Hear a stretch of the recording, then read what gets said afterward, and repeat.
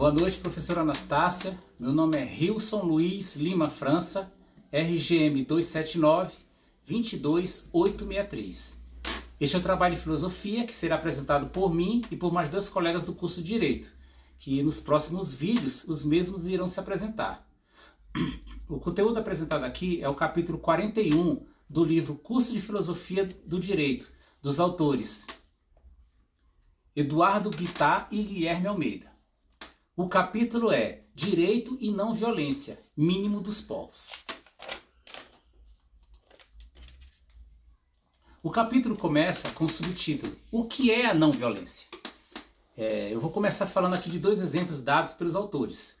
O primeiro é o caso de um jovem que relata o caso em que ele matou um homem com 2 tiros em uma discussão.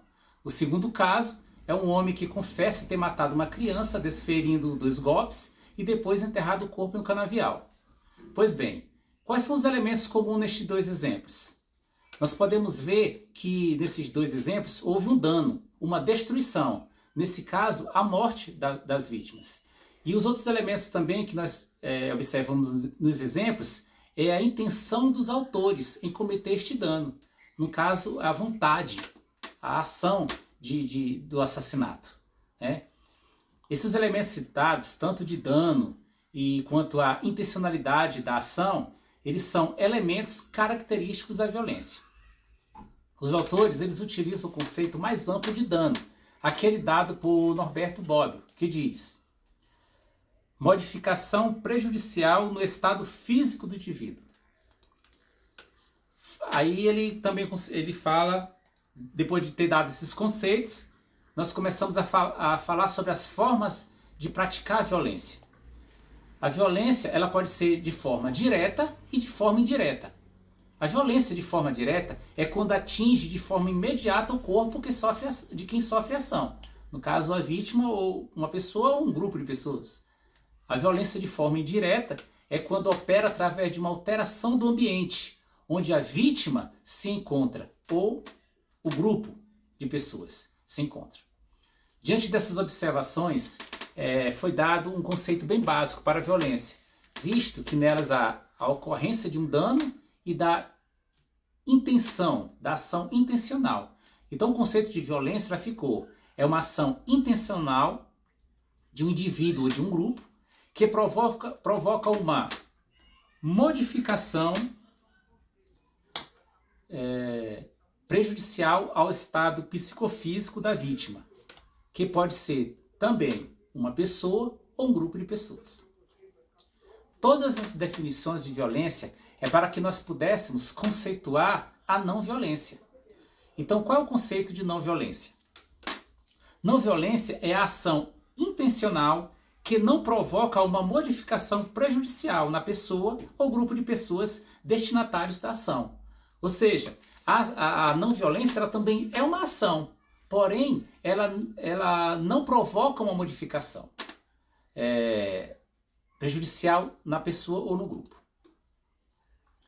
Isso para o direito, esse conceito de violência, ele é muito bom, ele é muito importante, pois toda ação violenta, ela viola um direito. Com isso, é necessário haver um ordenamento jurídico, ações que impeçam a ação violenta. Veja, violência e não violência, elas são qualificadoras do agir humano, ou seja, duas formas de agir, uma violenta e outra não violenta. Por fim, a ação não violenta é também uma resposta eficaz contra a violência, tendo em vista a preservação da integridade psicofísica do ser humano. Então, o que é que nós entendemos aqui? Que tanto a ação violenta e a não violenta, elas são ações, um agir humano, né? E a não violência é uma resposta eficaz contra a violência, né? Que o objetivo final é a preservação, a integridade psicofísica do ser humano. Agora, eu irei falar aqui sobre a marcante influência teórica da não violência, que é a paz perpétua de Immanuel Kant, que isso aí influenciou a criação da ONU em 1945, no final da Segunda Guerra Mundial. Eu vou ler aqui Deixa eu ver aqui, ó. A paz perpétua é, na realidade, a meta a ser atingida por meio do respeito e do exercício dos princípios e normas estabelecidos nesse fictício tratado de paz. O adjetivo perpétua diferencia o tratado em questão dos tratados de paz habitualmente firmados, que não passam de meros armistícios, cuidando de regular a melhor forma jurídica para a cessão das hostilidades entre os inimigos. Para Kant, o estado de paz não é um estado natural do ser humano, mas sim a guerra. A paz ela tem que ser instituída, pois a cessão de hostilidade ele não é uma segurança. Sem ser obtida de um para com o outro, pode aquele tratar como inimigo o outro. Então, você tem que instituir a paz, não da forma que era sempre utilizada, armistícios. Né? A paz, muitas vezes aplicada entre os estados, eram meramente armistícios, como eu estou dizendo, obtinham a paz naquele momento, sem a promessa de entrarem novamente em guerra, haja vista ainda serem inimigos. Os estados, eles davam uma pausa, né, por isso que é o conceito de armistícios, eles davam uma pausa na guerra, mas não queria dizer, ó, a partir de hoje nós não somos inimigos. Não, eles davam uma pausa por vários motivos, mas continuavam inimigos, continuavam com aquela iminência de ter guerra novamente. Não havia acordos. Para Kant, a transformação do estado de guerra das relações internacionais em um estado de paz se dá pelo direito. Agora, Bobbio diz que essa proposta se enquadra como pacifismo jurídico. Agora eu irei fazer aqui uns breves comentários preliminares da paz perpétua.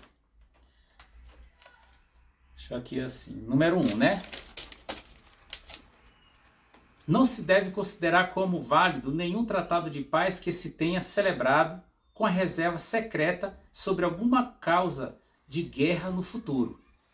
Esta é a diferença entre o armistício e o tratado de paz. Entendeu? Porque no armistício, aquilo que eu havia dito, que nada mais é do que uma trégua de pouca duração.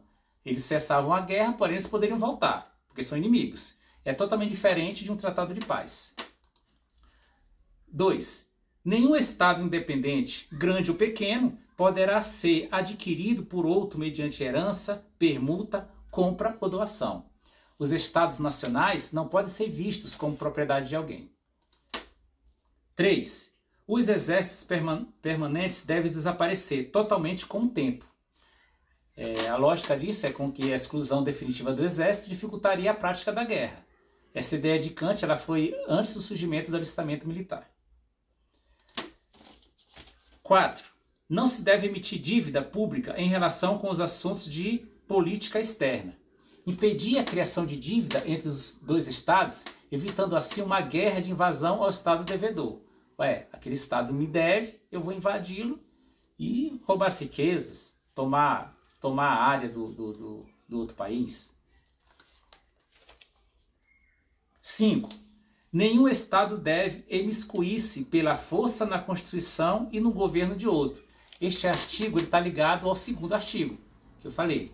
A ideia é preservar a autonomia de cada membro, a intervenção pela força ela não é indicada. 6.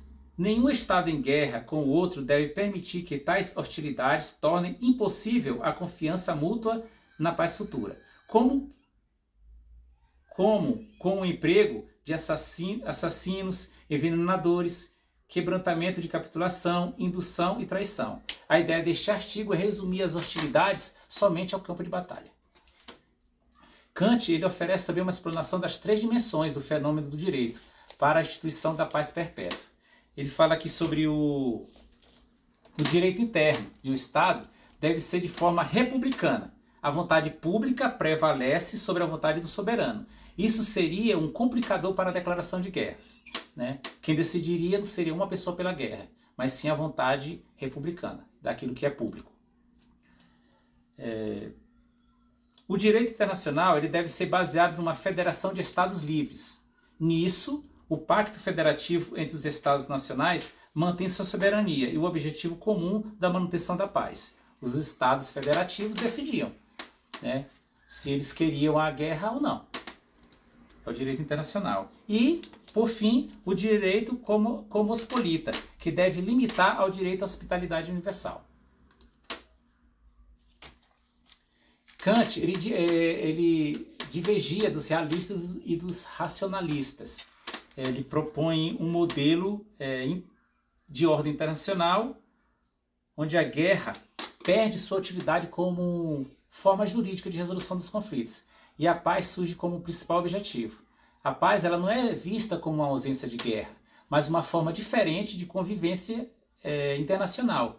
Elimina-se a atitude violenta para imperar a não violenta. Agora, aqui.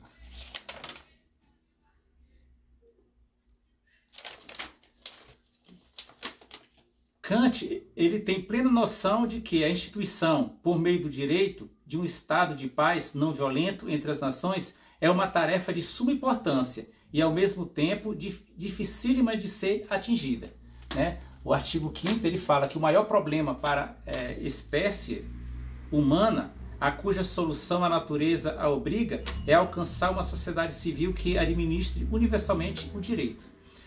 E o 6º aqui, que é a ideia de uma história universal também, este problema é ao mesmo tempo o mais difícil e o que será resolvido por último pela espécie humana.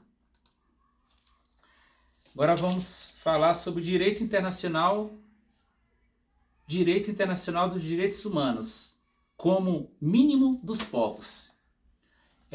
O primeiro documento do direito internacional dos direitos humanos é a Carta de São Francisco de 1945, ou era chamada também de Carta da ONU, que em seu preâmbulo ela afirma a necessidade dos direitos humanos. E também temos a Carta de São Francisco, que é de 1945, a Declaração Universal dos Direitos Humanos de 1948 e os pactos internacionais de direitos civis e políticos e de direitos econômicos, sociais e culturais de 1966. Formam, nesse caso, esses pactos, essas declarações, essa carta, a Carta de Direitos Humanos da ONU. Agora eu vou deixar o próximo vídeo, uma apresentação do colega. Obrigado.